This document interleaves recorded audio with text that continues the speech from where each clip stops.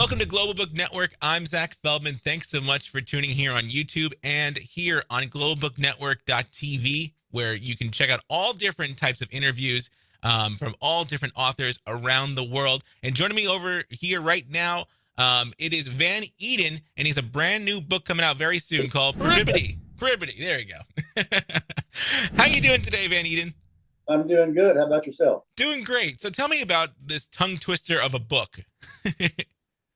Well, I set up a foundation here in Oklahoma to educate the state about miracle weed of hemp. Hemp is a substitute for all the products that are destroying our climate.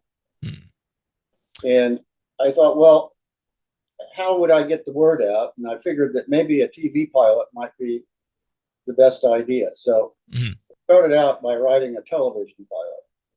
I wanted the protagonist to be female. I wanted her to be something of a cartoon character. And I remembered Little Orphan Annie from my childhood. Oh, yeah, of course. It's a classic. Yeah. So I imagined what Little Orphan Annie might be like today.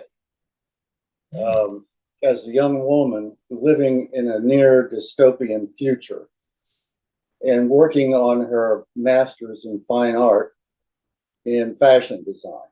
Well, my biggest question for you right now is that does she still have the golden red locks? Oh, sure. And the red dress, is that still a thing in this book? That's right. Fantastic. So what was the reason for you picking that character? I don't know. I wanted to have Peripety is a lot about the women's movement. I mean, we're in the last decade of 100 years of the feminist movement, and I wanted to catch that wave. And I thought it would be easier to attract a younger audience if my protagonist was a young female working hard on her in the morning on her university work, and then as a dishwasher in the afternoon. And this is set in a dystopian future about 2 years from now. And what Annie is doing is she is designing space helmets made out of hemp. I won't tell you anymore. That's fine. Keep it that way. That's awesome. I mean, it's a great read, and it's exciting that it's going to be coming out very soon. What does it feel like, for this book to finally make it to publishing? Well, I was naive enough to think that when I finished the book, my work would be over. I didn't realize what all is involved after you write a book. But it's been a fun experience. I get to talk to people like you. We'll just see what happens. We'll just see what happens, I guess. Well, thanks for thinking I'm fun. That's a lot of fun. Well, tell me about the idea itself too, because I mean, it's obviously taking place in a dystopian world. But when you were creating that world, what was going through your mind? Well, when I finished the TV pilot, I've done a lot of journalism and legal writing, but never any fiction. And it took me a while to realize that there's a big difference between journalism and fiction. You've got to slow your mind way down. And so that took me a while, but I was enjoying the process. And when I finished the pilot, I was writing a query letter to a literary agent, and it just kind of hit me as an inspiration that maybe if this literary agent, if I thought of her not as a real person, but as a Greek muse. So I named her Calliope Musai. So it begins, what started out as a TV pilot became a piece of experimental literature. I felt like traditional storytelling hasn't kept up with film. Film has welcomed other artistic genres, whereas literature really hasn't. Every literary genre is kind of a walled-in castle.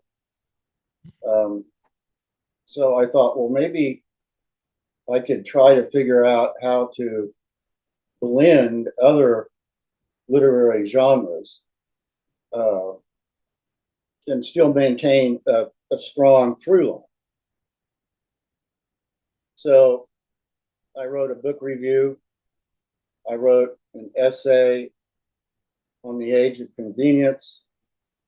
It has poetry, lots of embedded rhyme schemes, uh, animation links where somebody can go see various cartoon characters. Still working on that part of it, and a memoir. So what started out as a TV pilot wound up as a very quirky novella. And you know it's working out for the best because this book's going to be a real smash hit when it comes out soon. Let me ask you too. You were a lawyer, and you still are a lawyer, more of a retired lawyer now. But being that you were a lawyer, was this hard to kind of go into this creative realm? Because I mean, as a lawyer, I'm sure there's not much creativity there when it comes down to being a lawyer specifically. Well, you'd be surprised. The art of persuasion is indeed an art form. That's true. Um, and rhetoric is probably the lawyer's greatest weapon. Very true. So did you kind of use that then to your advantage when you were creating the piece for this? No, I tried to not think of myself as a lawyer. So it's fair enough. We're not going to see any trials then in the book by any No, chance then. no. That's fine. You were also a Marine officer too, which I think is awesome and great. Thank you so much for your service too. Tell me about your time being in the Marines. Well, I was very happily married in my third year of law school. And I came home one day and there was a letter in the mailbox, a draft notice. And that changed everything. Um, Eventually, I learned that the Navy Department had a program that would defer lawyers if they went in for uh, basic training, OCS, what they called it. Then they could return to law school. And after law school, if they passed the bar, they would be in the JAG Corps. And they were only accepting about 7 people. And of course, there were thousands of applications. And because of certain things in my background, I was fluent in Russian back then. And my grades were good, and I was an athlete, and et cetera. And I was fortunate enough to be one of these 7 candidates. And one kind of funny story is we didn't realize, the 7 of us, that the military structure, command structure in the Marine Corps considered the 1954 Military Justice Act to be an existential threat. Mm-hmm. They did not like lawyers. We took discipline away from them. So it was kind of a new form of combat for command officers to have to deal with us. One of us 7, Mike McDermott, wandered off into the Shenandoah. We'd go to classes in the morning, and Ollie North, we're too young to remember who he is, but he was our. I'm not that young. He was our night patrol instructor. We'd go to class learning, tactics, company tactics, squad tactics, platoon tactics, etc. Then we go out into the Shenandoah Valley and put into practice what we had learned in class that day.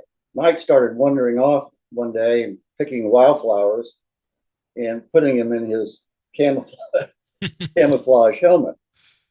And one thing led to another, and we were called into the general's office and told, we had never seen the general, that we'd been invited to be on the Johnny Carson show. Oh, wow. How was that like? How was meeting Johnny Carson? Well, we declined. Oh, you declined? Damn. Yeah, we told the general that we wouldn't do anything to bring disgrace upon the Marine Corps. Mm. And we kind of figured that the whole incident was over. but we had been more or less tattooed as troublemakers. Mm. And that followed me through the next 4 years of my experience in the military. Well, do you regret ever, not meeting Johnny Carson? Do you ever regret not doing that? Yes. If we had it to do over again, we would definitely have done it. Missed opportunity, but still Yeah. a great opportunity that thank you for your service too, because I mean that's just that takes a lot of courage no matter what. Even if you were fooling around, I mean you did a great deed for America too, and I think that's really awesome. We'll be picking up the book soon, I should say. What can they expect kind of in the book? Well, like I was saying, it's different. It's intended to be new, refreshing. It's very informative. I think fiction has been mainly about entertainment, and fiction doesn't have to be just about entertainment. I think it can be informative. I think it can be bewildering. So there are a lot of creative ways that I think writers in this era can engage. Not as popular as it used to be. People aren't reading long War and Peace type books. They're looking for something much smaller. And I wanted initially to get the word out about him. And that's kind of how it started. Then it just sort of matured into playful use of literary genres. Well, where did the title come from? Because I mean, that's already, as you said before, it's a tongue twister itself. It's intended to be a tongue twister, exactly. Peripety is a Greek rhetorical term meaning sudden reversal of fortune. So one of the central themes of my novella is just the ups and downs of life. And peripety is a rhetorical term meaning sudden reversal of fortune. Yeah, that makes sense. I mean, and there's a lot of that in this book too. Especially with the main character who's going through these struggles. Yes. I've had a very interesting life. When I was in this place, but right now I have an Agent Orange related disability from my time I spent in Nanfang. My general did not like me or any lawyers, and he used my fluency in Russian as an excuse to keep me on the move. And one place I was always sent to where there was nothing for me to do that became infected by Agent Orange. I was sitting in my hooch one day looking out, and I see this young woman up to her ankles in mud throwing, our base was being dismantled. Somebody had thrown a grenade into the major's outhouse. He was long gone. So I was the highest ranking officer on this abandoned base. And so I went out and introduced myself, and she said, she wasn't very friendly in the beginning. She said, "Look what you've done to our jungle." And of course, it was this orange. And when I told her I couldn't agree with her more, and if she'd come back the next day with all the trucks at her disposal, I'd fill them up. And that's what she did. And she was a nun that worked in a leper colony. So I spent a couple of days in a leper colony, real experience. Enjoyed every minute of that. That's part of the novella. I go into detail in the book. I won't here. After I got out of there, my general was running out of places to send me, but there was an operation called Operation Flyaway. The Pentagon wanted to know the Marines in the 70s were as rugged as they were in the 50s. So there's a 45-day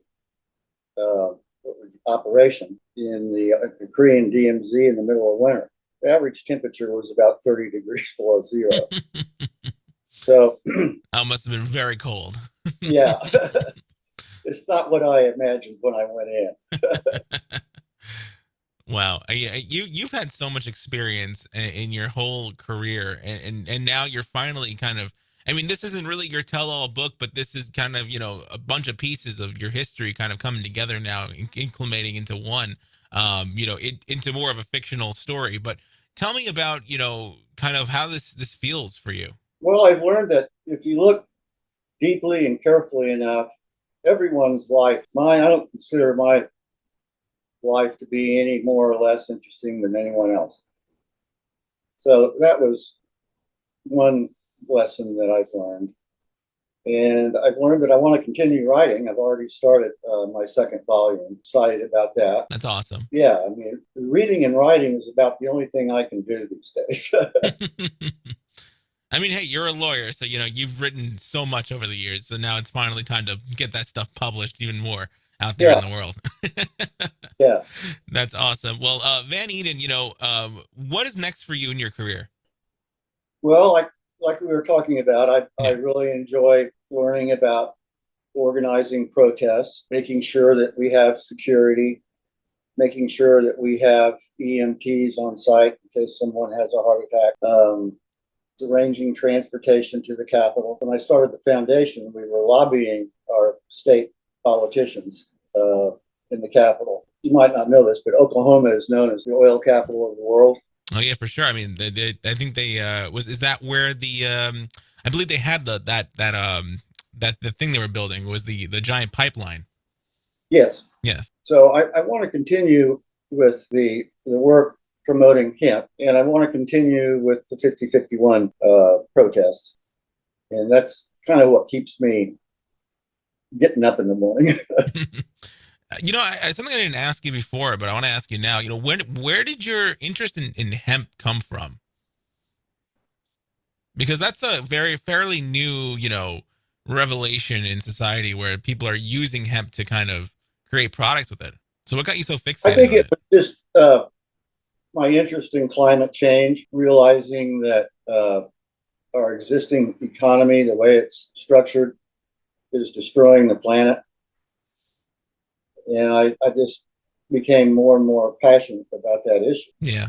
Um, all our work at the Capitol only resulted in a task force to study the issue, which was just very disappointing. So I reached out to the Potawatomi tribe in southeastern Kansas. They grow hemp there, Mhm. and partnered with Oklahoma State University to use their laboratory. And we were able to turn the Potawatomi crop into commercial grade graphene. And graphene is a substitute for lithium. And lithium is destroying the Amazon Yeah, forest. it's toxic. It's bad for our water supply too. Yeah, 2, sometimes 3 harvests a year, requires very little water, hardly no labor, unlike cotton, which is a real drain on our water. Interesting. I mean, that's a great advocacy that you have for this. I mean, we have to protect the world as much as we can. And we got to find the resources that are going to do it, that are going to help us instead of hurt us. Exactly. Yeah. And that's a really great organization that you're part of too. For those who want to get involved in that, where can they go? In the 5051 movement, Yes. just Google 5051. Perfect. And now I set up, and I don't know how other states are doing this, but one concern of ours here in Oklahoma was that we might be infiltrated. So there is a process, at least in this state, vet people. We don't just let anyone into this group. I don't know how other states are doing it, but most every state right now has a chapter, and we're beginning to link those chapters into a national organization. That's awesome. And I'm excited to see where that goes because I mean, it really is important to save our environment, and it's important to kind of get the word out to make sure that people are doing the right thing to keep this planet alive for many years to come. Right. For the book coming out very soon, Peripety. Did I say it right? Peripety? I said it right. There we go. Perfect. Peripety. I did it. Van Eden, thank you so much for joining me here on Global Book Network. It was a pleasure talking to you, and seriously, best luck with this book, and excited for us to see it when it comes out. Thank you for having me, Zach. Anytime. Here on Global Book Network, check out all the different shows and different interviews that we have here by heading over to globalbooknetwork.tv or check us out here on YouTube. We'll see you soon.